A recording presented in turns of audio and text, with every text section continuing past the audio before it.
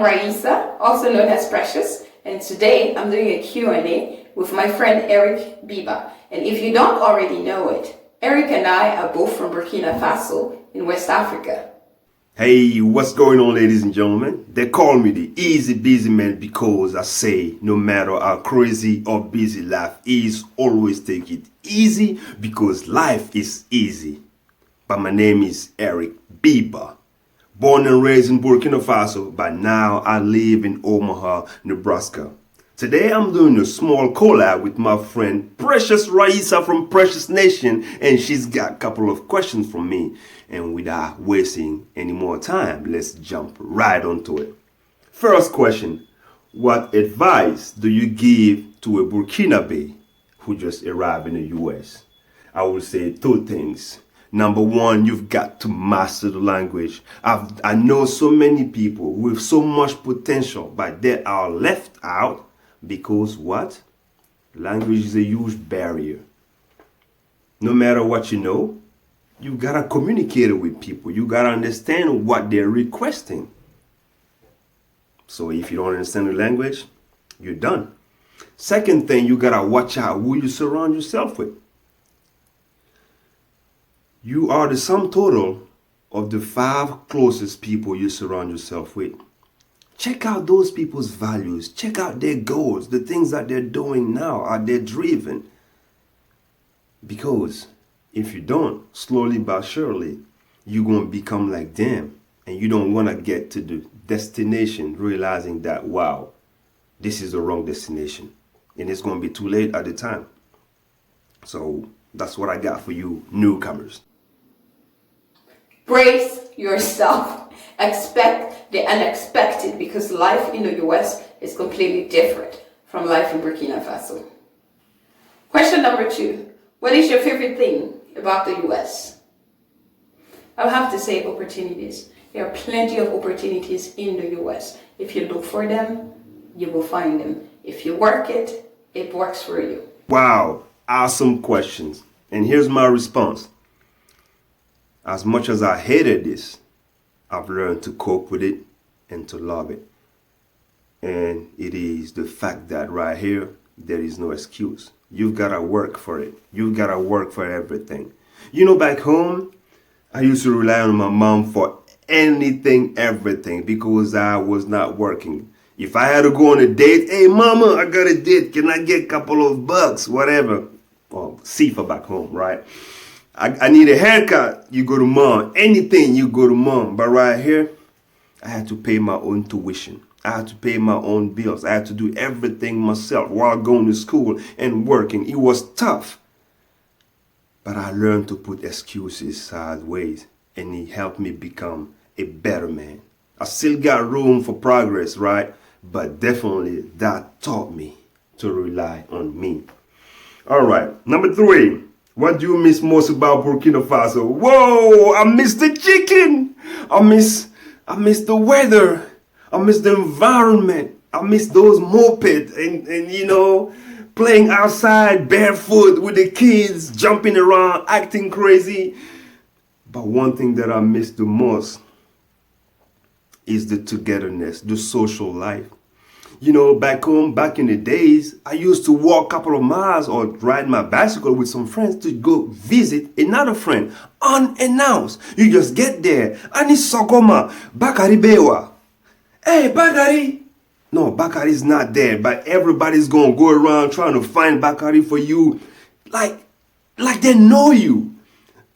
Even if they never met you before. And if Bakari's not there, they're going to invite you to sit with the group, have some tea, chat around. Basically, you became family. So easy. Oh, I miss that togetherness. Oh, my dear Burkina Faso. Oh, wow, you're number 1 in that. You are so inclusive. I have to say to people, I sincerely miss a lot of people. Some very special people I dearly miss. And of course, like Eric said it, the chicken. You have to miss the chicken from Burkina Faso. If you haven't had chicken from Burkina Faso, you haven't had chicken, period. Question number 4. What is the biggest lesson you learned in the US?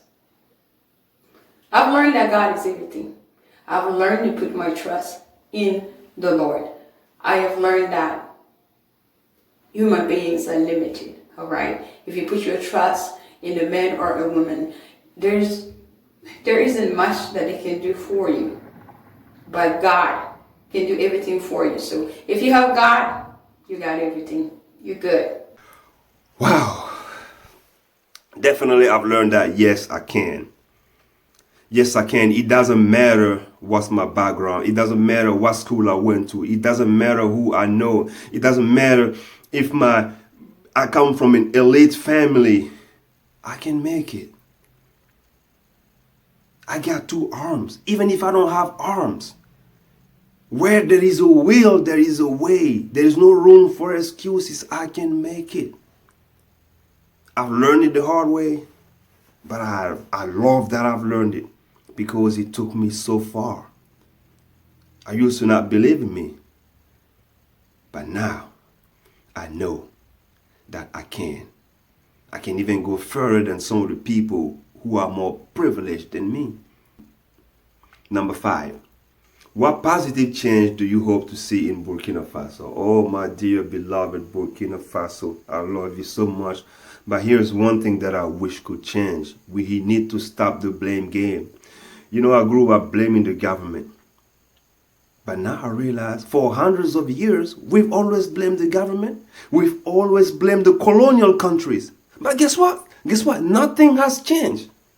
If nothing has changed, at least somewhere in the equation, you need to change something. To me, it's the blame game. When you blame somebody, you take all the responsibility away from you and you put it on the shoulders of that person. Excuse me. I'm poor because the government. I'm poor because of this and that. So you don't even have the motivation to drive anything else to go out there and do it because subconsciously in your mind, you are done.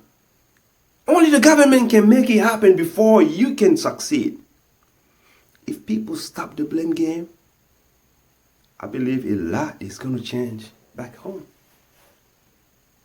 I would love to see more Burkinabés supporting other Burkinabés.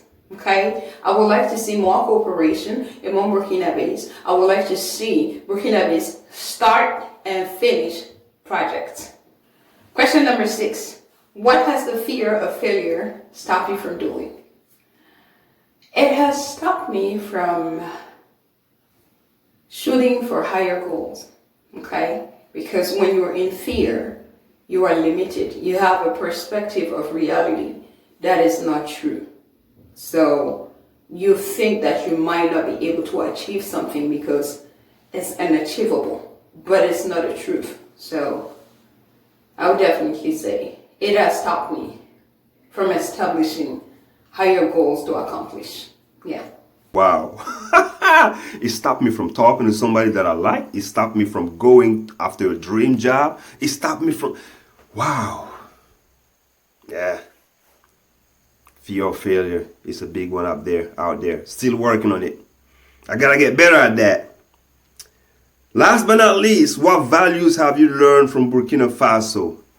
Respect, respect, respect. Out of so many things, in Burkina Faso, respect is so huge. That's our wealth. And I still struggle with it in the US because, for instance, I go meet a person and he's 70 years old. He say, I'm Jack. But out of respect, I'm going to call him Mr. Jack. But he insists on me calling him Jack, but it's hard.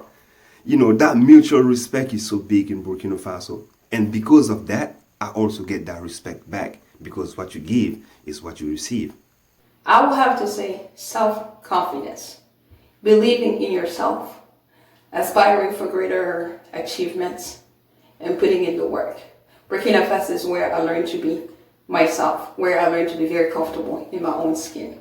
So, thank you, Burkina Faso. With that being said, ladies and gentlemen, it was your humble servant, Mr. Easy Busy, who says no matter how crazy or busy life is, always take it easy.